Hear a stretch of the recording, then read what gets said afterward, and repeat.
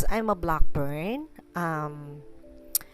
Sa mga nanonood ng mga vlog ko about sa yaman ni Ferdinand Marcos noon, na na-vlog ko yung mga gintong nakuha niya noong panahon niya. Kaya siya ay meron na talagang sariling yaman noon. At hinati-hati ito sa 170 na bangko sa buong mundo.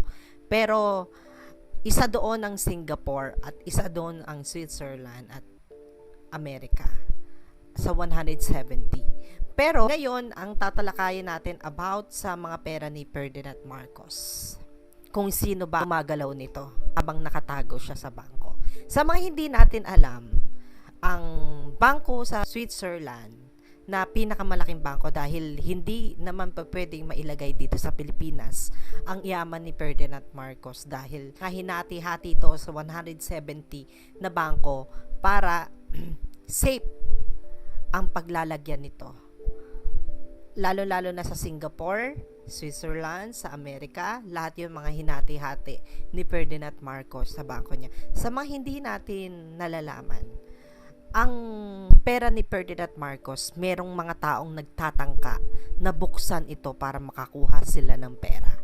Kaya talakayin natin about kay Leila de Lima, na bakit nakakulong si Leila de Lima. Dahil isa siya na nagpeki ng papel about sa pera ni Ferdinand Marcos, na makakuha lang ng pera na naitabi ni Ferdinand Marcos. Itong pera na naitabi ni Ferdinand Marcos, alam ni Imelda Marcos, lahat yon ay para sa mga mamamayang Pilipino at sa mga agriculture ng Pilipinas, sa mga pangangailangan dito sa Pilipinas. Kaya niya hinati-hati ito sa 170 para kung nagkaroon man ng mga pangangailangan dito sa Pilipinas ay mapoprovide ang dapat maibigay sa sambayan ng Pilipino. Pero may isang tao talaga na gahaman at pinilit at pineki pa papel para lang makakuha ng pera ni Ferdinand Marcos sa Switzerland and Singapore. Kaya saksihan natin para mas malaman pa natin kung ano talaga ang nangyari, na bakit nakakulong si Leila de Lima hanggang ngayon at kung ano rason sa kanyang ginawa ang paglabag niya. Papasok ng pera. Kailan ito pinasok? Hindi pa presidente si Marcos. Abogado pa lang siya at congressman pa lang siya at bagong kasal pa lang. At si Mrs. Marcos, kakasal lang nila 1962-63. Magkano ang nilagay dyan?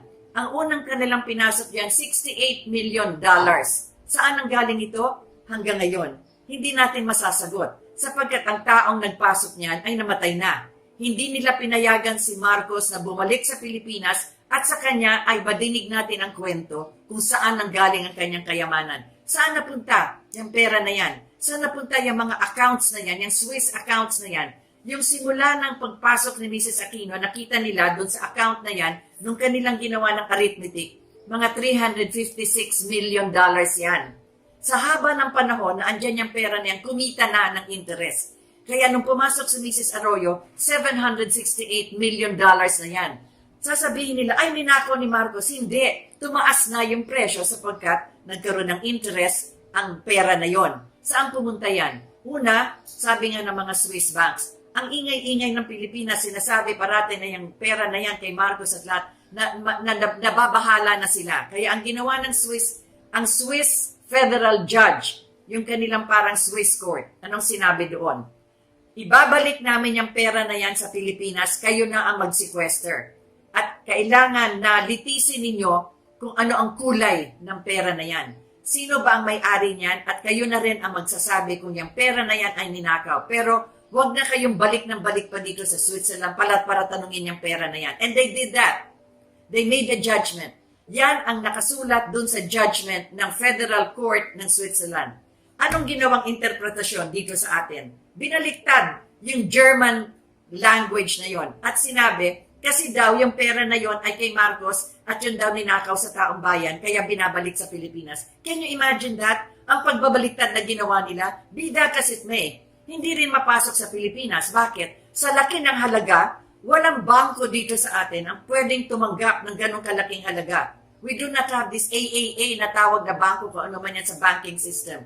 Kaya saan nagdiniposito? Sa Singapore. Kasi yon ang Singapore is the central financial district dito sa Southeast Asia. Meron silang malalaking bangko. Doon muna nilagay. Okay.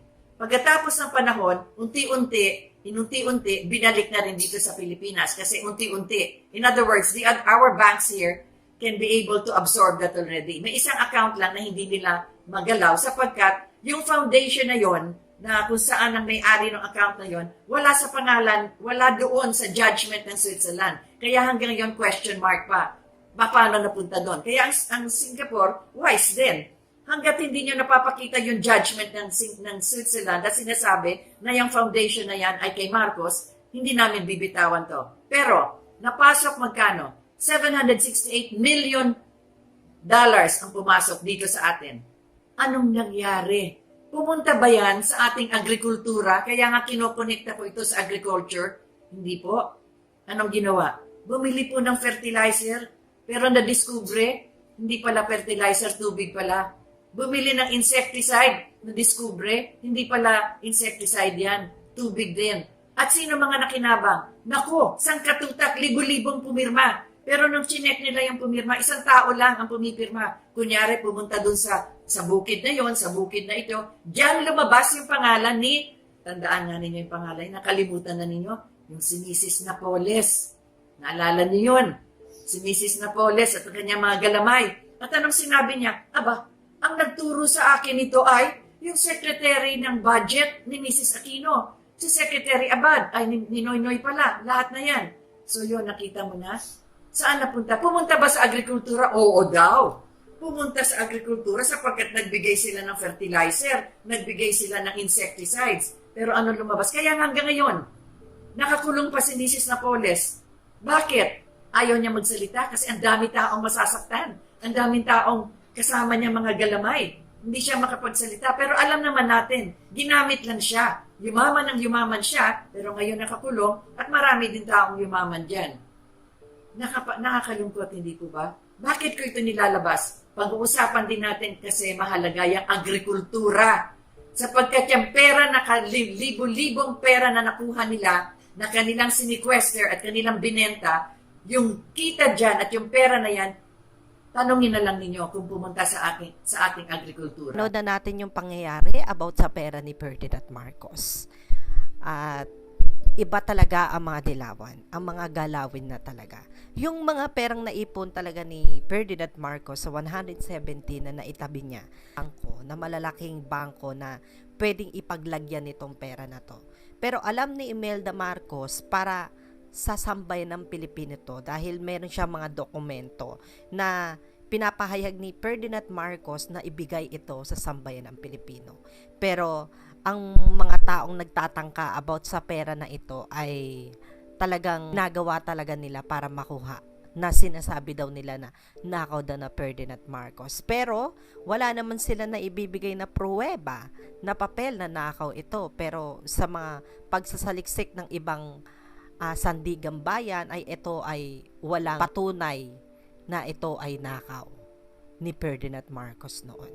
At yung ginawa ni Cory Aquino, PCGG, na gumagalaw talaga na para makuha talaga yung pera ni Ferdinand Marcos. Daw nakaw daw ito ng sambayan ng Pilipino. Pero ang ginagawa ng mga dilawan ay ito ay pinaghati-hati nila. Ako nagbibigay ng video about sa inyo na gusto kong ipapanood sa inyo na kung ako lang man ang magsasalita dito ay wala naman mga saksi sa mga karanasan at talagang totoong nangyayari ay hindi kayo maniniwala kung ako lang ang magsasalita kung wala akong ipapanood sa inyo. Dahil yung mga nangyayari sa mga politiko sa bansa natin na dapat talagang malaman ninyo dahil maraming mga buhaya sa politiko na gahaman na hindi na talaga iniisip ang sambayan ng Pilipino. Kaya sobrang hirap din na paniwalaan yung mga sinasabi nila dahil may mga salitang na nakakaakit pero hindi naman katotohanan ang mga binibigkas sa mga bunganga nila. Dahil alam nyo na kung ano ang nangyari kay Leila de Lima, na kung bakit siya nakulong dahil pineki niya yung mga papel at sinubukan niya rin na pekiin yung mga papel pa ibang bangko ni Ferdinand Marcos sa buong mundo. pero nandigan pa rin ang mga bangko na kailan dapat maibigay ang mga pruweba para bago maibigay yon. Tatanong kung makukuha pa talaga tong pera na to na ilang taon na nakakaraan, ilang dekada nang nakakaraan na nakatabi na tong pera na to. Marami nang tinubo itong pera na to sa dahil sa laki ng perang binigay. Mas yumaman pa yung perang naitabi niya sa bangko sa mga tinubo na. Iti Ferdinand Marcos, binigay niya ito sa isang lalaki na hindi niya nilagay ang kanyang pangalan about sa mga bangko dahil alam niya na mangyayari to na pagbibintangan siya dahil ito daw nakaw sa bayan dito sa Pilipinas. Pero kaya nilagay ni Ferdinand Marcos sa ibang tao ito nakapangalan para safe ang mga perang na itabi ni Ferdinand Marcos. Ang sabi ng mga bangko sa buong mundo na kailan dapat patunayan ng lalaki na yon na pinagbigyan ni Ferdinand Marcos, na kailangan dapat makipag-ugnayan siya sa mga Marcos family para ito ay makuha yung pera na yon. Dahil hindi sa kanya mapupunta yung pera na yon, mapupunta yon sa pamilyang Marcos. May mga rason kung bakit sa kanya pinangalan yon. Dahil sabi nga ng mga attorney sa ibang bahagi ng mundo at sa mga humahawak sa bangko ni Ferdinand Marcos. Sabi din ni Imelda Marcos, yung pera talaga yon na naipon ni Ferdinand Marcos dito talaga sa Pilipinas. Kaya nakakatuwa dahil hanggang kamatayan ni Ferdinand Marcos, iniisip niya rin talaga ang sambayan ng Pilipino. Yung para daw makatulong to sa mga taong mga naghihirap ngayon. Na alam niya noon pa na 20 years from now na sinabi niya noon na babaksak ang Pilipinas. Kaya niya ginawa ito na tinabi niya sa 170 na bangko sa iba't ibang bahagi ng buong mundo para ito ay maging salamat sa inyong pakikinig. Sana meron kayo natutunan sa mga paksa ko na dapat ninyong malaman talaga kung ano talaga ang pangyayari sa ating bansa kung ano nagkakaganon. Kaya tandaan ninyo na mahalin natin ang family ng Marcos. Dahil once na nakaupo si Bongbong Marcos sa Malacanang, makikita ninyo kung ano talaga ang mangyayari. Dahil ito ay nakahanda sila kung ano ba talaga ang dapat na mangyari sa bansang Pilipinas. Dahil maraming mga kasulatan si Ferdinand Marcos na kung ano ang dapat gawin dito sa Pilipinas. Kaya kaabang-abang talaga yung mga plano talaga ng Marcos family na gagawin talaga dito sa Pilipinas. At huwag kayong mag-alala dahil ito ay gagabayan ng First Lady ng bansang Pilipinas, si Imelda Marcos. Dahil naitabi niya ang mga kasulatan kung ano ang dapat gawin dito sa Pilipinas. Kaya yung mga naipon ni Ferdinand Marcos, baka magulat na lang kayo kapag nakaupo na si Bongbong Marcos sa Malacanang kung ano ang mangyayari sa mga taon na nakaupo si Bongbong Marcos. Kaya sa mga karamihan, buksan ng mga kaisipan dahil lahat ng mga Pilipino ay may pangarap yan sa sariling bansa. At nakakatuwa dahil si Ferdinand Marcos is bago mamatay, inalala niya talaga ang sambayan ng Pilipinas na yung perang naipon niya at ang perang nasa kanya, ito ay makakatulong sa sambayan ng Pilipino. At huwag kayong mag-alala dahil si Imelda Marcos, napapansin ninyo ay buhay pa hanggang ngayon. Baka talagang sadyang tinadhana ang langit sa kanya na maghintay ng panahon para yung mga dapat niyang isiwalat sa buong Pilipinas ay magagawa niya kapag nakaupo na ang kanyang anak sa trono. Dahil ito lang ang kanyang kapangyarihan para ipahayag sa bansang Pilipinas at sa mga Pilipino kung ano ang dapat niyang plano sa bansang Pilipinas, kung bakit ito maunlad noon dahil nga sa mga pera ni Imelda Marcos at pera ni Ferdinand Marcos na nagtulungan sila na mag-asawa. Kaya mahaba ang buhay ni Imelda Marcos dahil binibigay ng Panginoon kung ano talagang dapat para sa kanya, para kung ano ang gagawin niya sa bansang Pilipinas. Kaya maraming salamat sa inyong pakikinig at lagi kayong mag-iingat. Wala